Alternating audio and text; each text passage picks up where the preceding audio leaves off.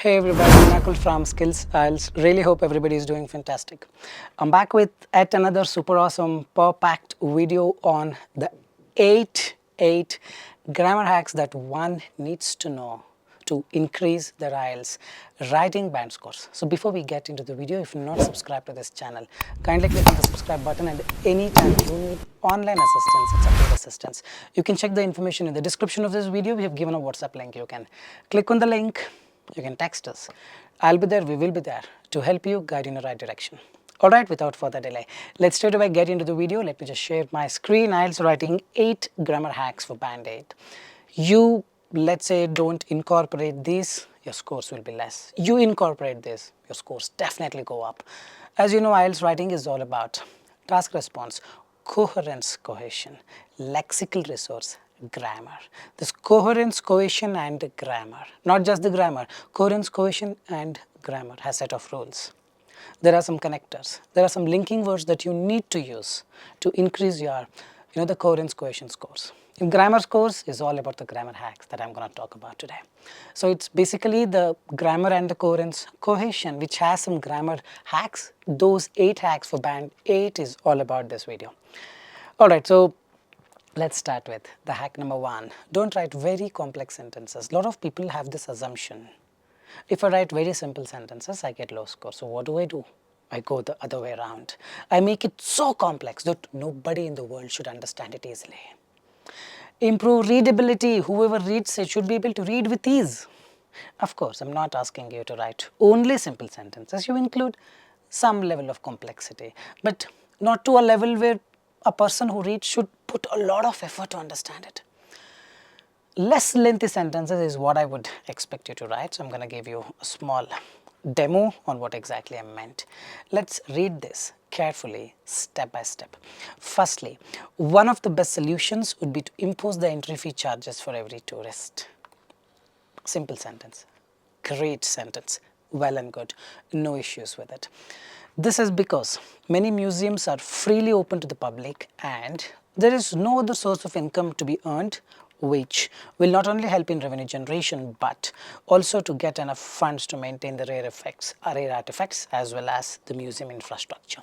Never write something like this. The person started with this is because. Still continue, it becomes so difficult for a reader to understand it easily. The reader almost forgets what he read in the beginning when he is ending it. It's such a lengthy sentence. It's not about length of it. There are so many things added. First added and then which, and then but as well as. Don't have these 4 things added in one single sentence. After and, you put a full stop. After this, you can add this will not. I'll just show you that. This is what we just had a look at. Now this is what it is. This is because many museums are freely open to the public and there is no other source of income to be earned, full stop. This will not only help in revenue generation but also in getting enough funds to maintain the rare artifacts as well as the museum infrastructure. The simple addition of this by dividing the sentence into 2 different sentences. One sentence has been divided into 2 different sentences has actually improved the readability of the essay. That means whoever reads it will be very convenient reading it, understand it with comfort at ease. The previous one, the person has to remember a lot of things, has to understand, go through them multiple times to actually get the gist of what you have written because everything is just grouped into one. Here it's divided. Hope you are getting it. This is the first hack. I'm telling you, improves readability, improves your coherence, cohesion marks. This will not only the word this is helping you improve the coherence, cohesion scores. Your grammar structures are also very neatly structured. As a result, marks will go up. Hence proved LHS is equal to RHS. Alright, the next one, hack number 2. Don't simply keep on using continuous tenses. For example, people are working out every day, people are going to offices, people are using the vehicles on an everyday basis, are using, are doing, is doing, in the sense right now it's happening at the moment. No, when you describe a fact, make sure you use the present tense. Don't simply keep on using continuous tenses. For example, look at this sentence. It is becoming a huge burden for the most companies on financial basis as it is striking. It is becoming, it becomes. It is striking, it strikes. This is exactly what I'm talking about. This is a complete wrong way of writing. This is the perfect way to write. It becomes a huge burden for the most companies on financial basis as it strikes a lot. You never say water is boiling at 100 degrees centigrade. You always say water boils at 100 degrees centigrade. Isn't it so? So think about it. You probably would be tempted to use is becoming, is striking because you're used to it. Now you need to put that conscious effort and change it. So obviously marks will come up. That's the hack number 2. Hack number 3, use apostrophes correctly if you use it. Otherwise, no need to use them. I'll show you a small demonstration, but apostrophes are there to represent possession. See there, Nakul's car. This is apostrophe. This is possession, means car is possessed by Nakul. Car belongs to Nakul. Second way to use apostrophe is short forms. This is equal to do not. There are two ways you can use apostrophes. Avoid using apostrophes for short forms in your IELTS writing because it is not considered so formal, but you can use it for possession. But when used, use it correctly. Look at the statement. On the other hand, students' essay or essays, let's say, students' essays, the two nouns together in such a scenario, you are supposed to use apostrophe. There are some scenarios where a noun will come after a noun. They're called compound nouns. London Bridge, hospital ambulance. In those cases, it's fine. However, they're very rare cases. Usually, apostrophe has to be there. Now, use them correctly. A student or a person would be tempted to simply write apostrophes. Student, sorry, not this way, very sorry. Something like this. No, there is a singular apostrophe, plural apostrophe. See there, students' essays are reviewed well within the review time and every student can ask question. Every student. So here, let's understand this statement. And students can ask questions. So they're talking about more than one student. If there is more than one student, it's plural apostrophe. This is the correct way of writing. Student apostrophe is singular apostrophe. Pay more attention. This is singular apostrophe. This is plural apostrophe. So here it's a plural noun. Students can ask questions. Means essays belongs to many students. Essays belong to many students. If essay belongs to one student, it is student apostrophe s. If it's a plural possession, that means this has been possessed or this belongs to so many things, so many students, then you are supposed to use student s apostrophe, not student apostrophe s. If you're getting confused, then you can avoid apostrophes.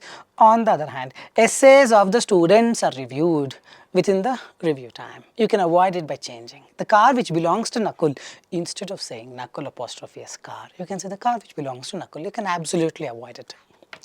But if you decide to use them, then use it correctly. That's the hack. Number 3. Hack number 4. One of the always leads to plural nouns. So many people have these problems. Firstly, one of the best solutions, they start like this. Wrong. One of the best solutions. One of them is one among many. One of the restaurants. One of my friends. One of the advancements. One of the YouTube videos. You need as. You don't use as, grammar marks will definitely go down. So use is, are, were, am. Verb 3. If passive voice is used. What I mean, I'll explain you in detail. You can check my active voice, passive voice video in the YouTube as well. There's a 1.5 hour video I've already made. If you're interested, you can check that out. Let's understand this.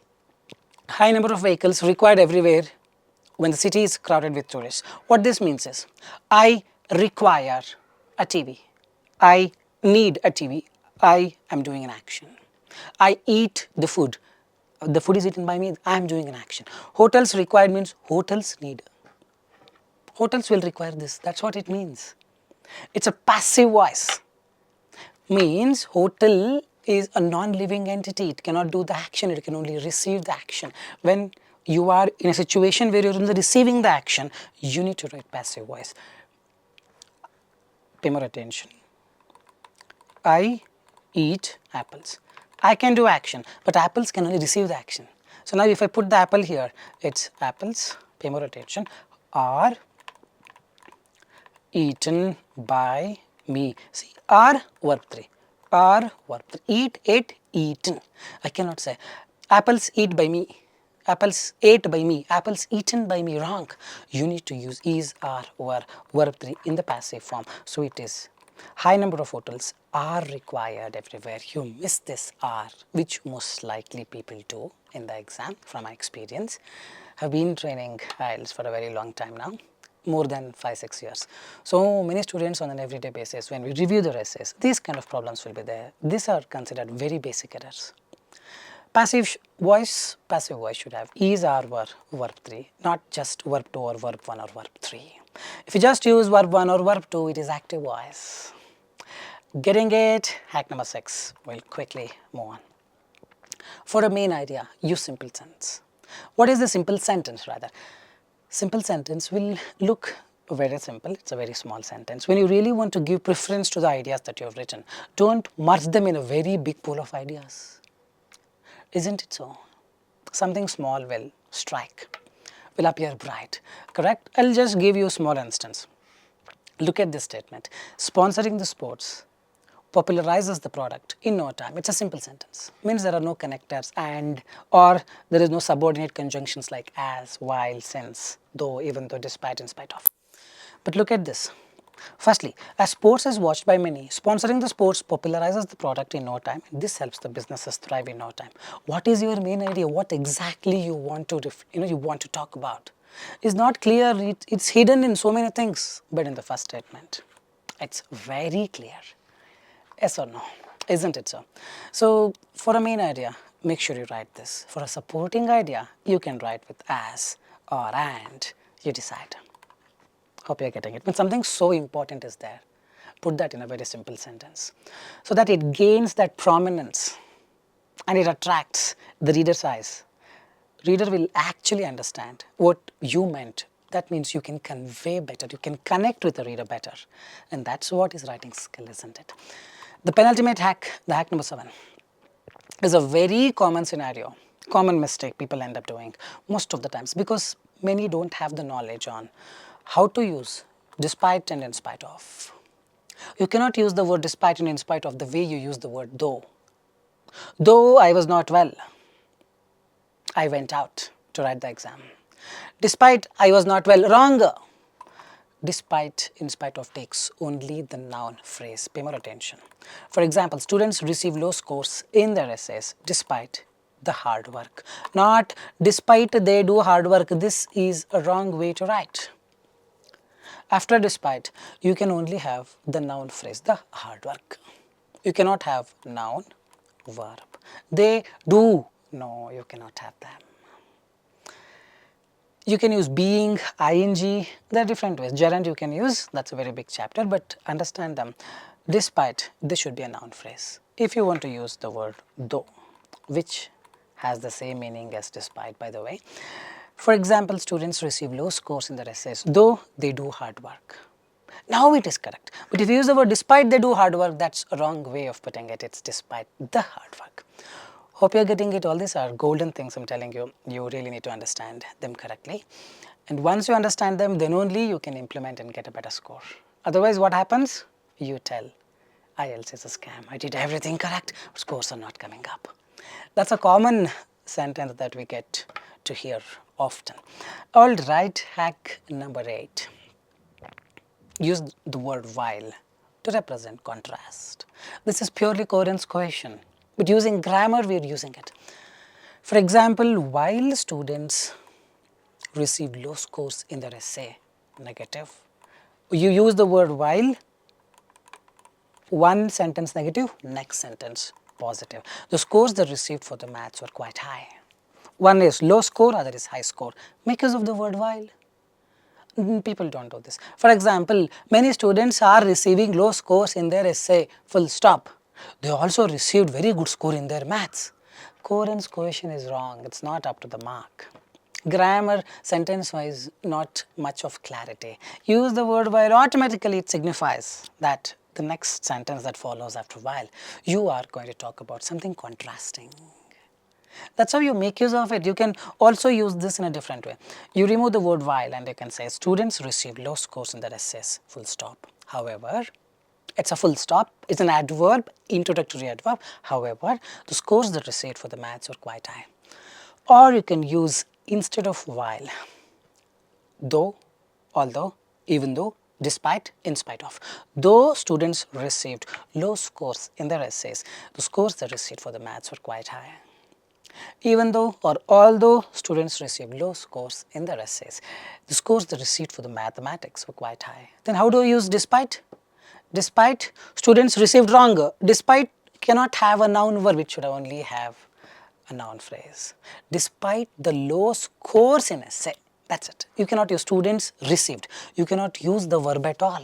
Despite the low scores in the essay, scores they received for mathematics were quite high. Hope you are getting it. Hope you are getting it. Hope you are getting it. I think that's all for today. 8 hacks, 8 bands. Guaranteed. And I've shown you the real things. If you consider this video very informative, like, share and subscribe. At any time you need online assistance, it's a paid assistance. You can WhatsApp us and take our course and see how it works for you. This is Nakul, Nakul, Nakul signing off from Skills IELTS. Soon we'll be back. Till then, take care. Bye-bye. Thanks much.